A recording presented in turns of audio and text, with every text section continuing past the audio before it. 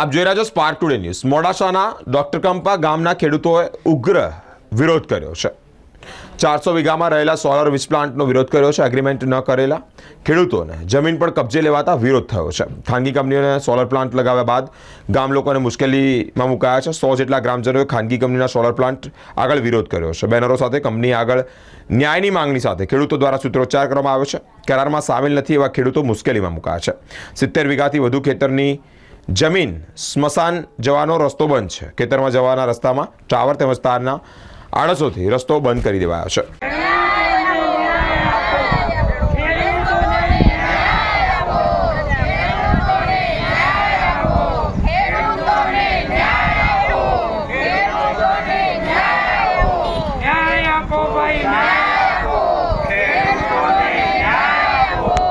પારસિયા છે। હું મૂળ વતની ડૉક્ટર કંપા મુલોજ મોડાસાનો છું। અમારા ત્યાં સોલાર મહિન્દ્રા સસ્ટેન કંપની આવેલી છે। તે વિધાઉટ રીસર્વે કર્યા વગર અત્યારે કામ કરી રહી છે। જે અત્યારે સ્થળ ઉપર અમે ગાંધીગીરી કરી રહ્યા છીએ, પણ અત્યારે જે મહિન્દ્રા સસ્ટેન કંપનીનું જે કામ ચાલી રહ્યું છે એ ફૂલ સ્વિંગમાં ચાલુ છે, વિધાઉટ એને ઓર્ડર વગર ચાલી રહ્યું છે। એના માટે અત્યારે અમે ગામજનો અને આજુબાજુવાળા જે રહીશો છે એ અમે સાથે ભેગા થઈને અત્યારે અમે વિરોધ કરી રહ્યા છીએ।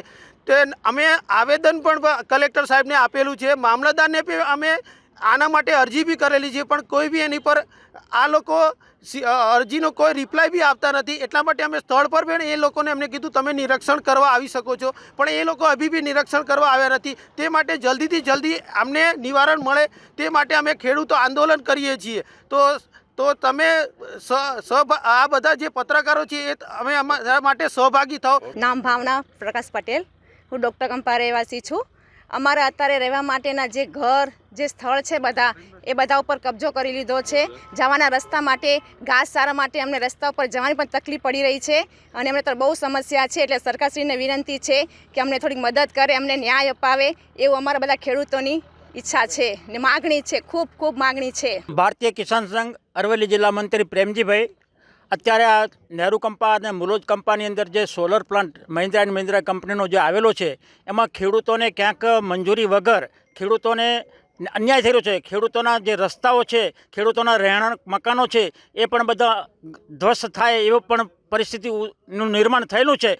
તો સંગઠન દ્વારા હું સરકારશ્રીને એક વિનંતી કરું છું કે આ ખેડૂતોને અન્યાય ન થાય અને ખેડૂતોને ન્યાય મળે। સરકાર વિકાસ કરે છે એમાં અમે રાજી છીએ, પરંતુ ખેડૂતોના ભોગે ખેડૂતોને અન્યાય થાય એ માટે અમે ખેડૂતોને સપોર્ટ કરીશું અને ખેડૂતોના જોડે રહી અને ખેડૂતોને ન્યાય આપે।